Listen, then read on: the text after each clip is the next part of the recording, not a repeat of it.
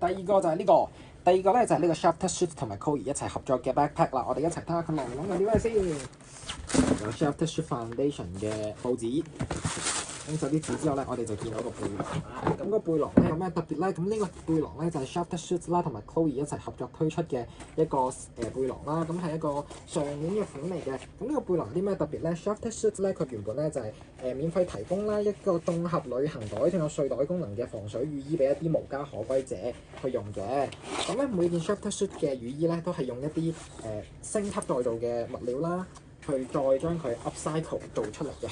咁同埋咧會請一啲冇辦法正常入到一啲勞工市場嘅難民啦，去到做咁樣咯。咁所以每個袋咧都係好特別啦，upcycle 啦，同埋佢每個布料咧個 pattern 咧都有少少唔同咁樣咯。